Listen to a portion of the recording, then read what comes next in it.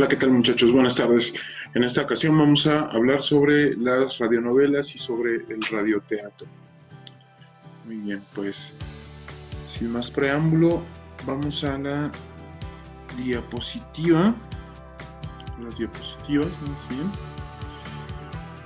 Muy bien, bueno, tengan en cuenta esta primera imagen porque la vamos a ocupar cuando hablemos del radioteatro. Vamos a empezar con la radionovela, un breve recorrido sobre el origen de la radionovela en México, y también hablaremos un poco sobre el radioteatro.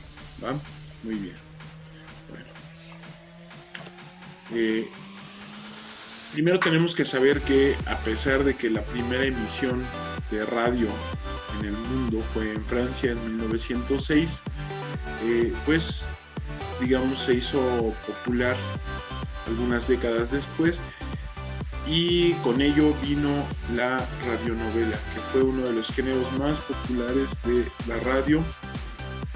Y bueno, en la década de los años 30 es cuando se popularizó en todo el mundo, y en América Latina, aunque inició en Cuba, se hizo muy popular también pues prácticamente en toda Latinoamérica, y en especial en México y en Colombia, ¿no? Con grandes producciones, con grandes actores.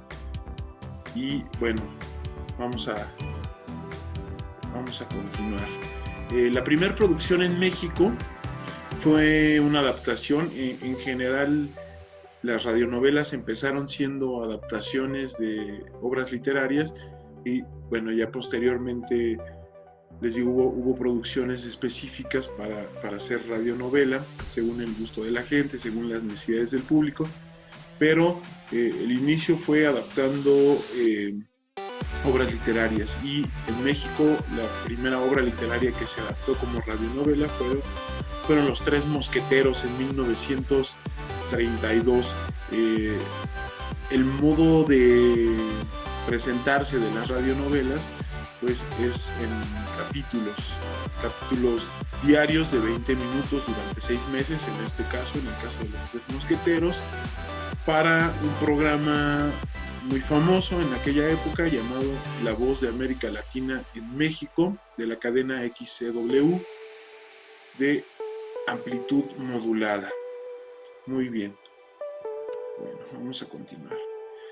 Aquí pueden ver una de las producciones más famosas en México, más populares en México. En 1941 esta novela se llamó El Derecho de Nacer, de Félix Caignet, y acá les pongo los actores: Dolores del Río, Alicia Montoya y Manolo Fabregas, para, digamos, hablar sobre la magnitud de la radionovela. Estos actores son actores muy reconocidos, actores principales del cine de oro mexicano, de la televisión mexicana. Entonces, un poco para que vean la magnitud que tuvo, o el alcance que tuvo en cierto momento, este formato literario, ¿no?, que es la radionovela. Bueno, aquí les voy a dejar algunos títulos. Títulos como La vida de Jorge Negrete. En aquel entonces también estaban de moda digamos, las series biográficas. Más bien regresaron de moda las series biográficas, y algunas obras literarias, ¿no? Bueno, ahí está Marcelino Panivino, El Gesticulador, que es una obra literaria de Rodolfo Lusigli, Don Juan Tenorio, que también es una obra literaria, Chucho el Roto, Porfirio Cadena y Calimán. Esta última muy famosa no solamente en México, sino en toda América Latina. Les digo, el auge de este formato fue bastante popular durante mucho tiempo, prácticamente 4 décadas, ¿no? De la década de los 30 a la década de los 70, la radionovela comandaba las listas de popularidad de los radioescuchas.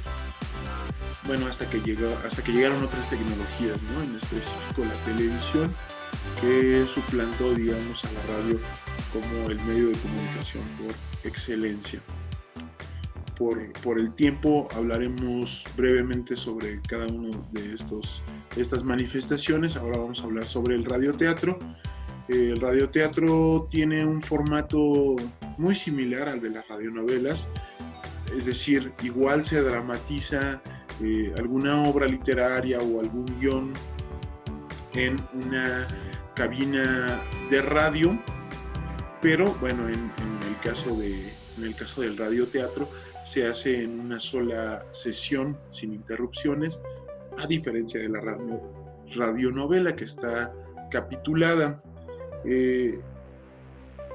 Acá yo les voy a hablar un poco sobre una anécdota del radioteatro. Les decía al principio que tomaran en cuenta la imagen, tomen en cuenta esta imagen, y bueno, se trata de...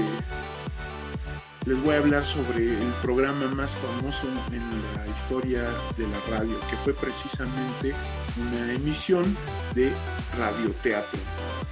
Muy bien, el 30 de octubre de 1938, Orson Welles con su compañía Mercury, pues digamos marcó un hito en la industria radiofónica. Una cadena de radio en Nueva York le había pedido que hiciera un programa a la semana en donde dramatizaran alguna obra literaria. Entonces lo fue haciendo, y el 30 de octubre de 1938, en vísperas de Halloween en Estados Unidos, decidió dramatizar la obra de Herbert George Wells, La Guerra de los Mundos, y les digo, se convirtió en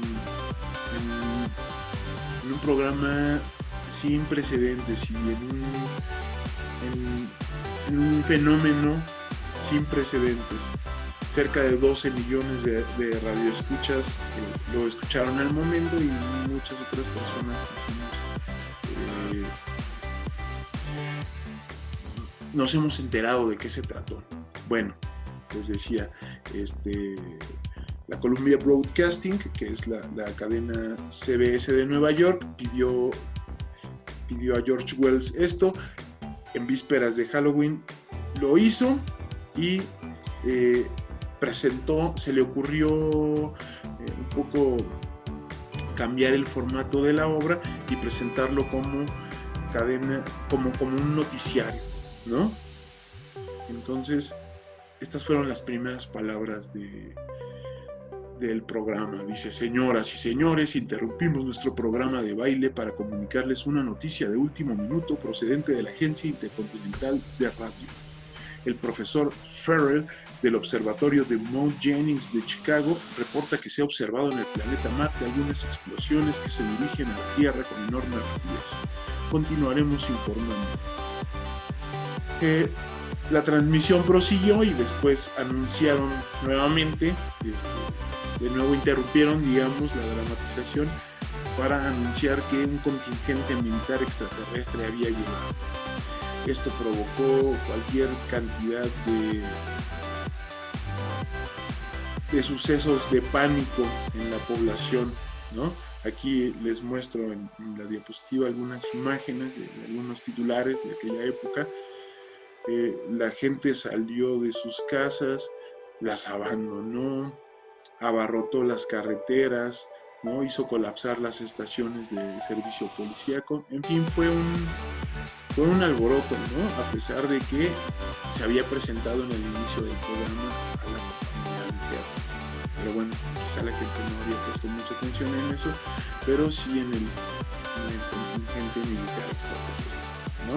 Y bueno, por cuestiones de tiempo tengo que abandonarlos. Espero que estén muy bien y que tengan un buen día. Gracias.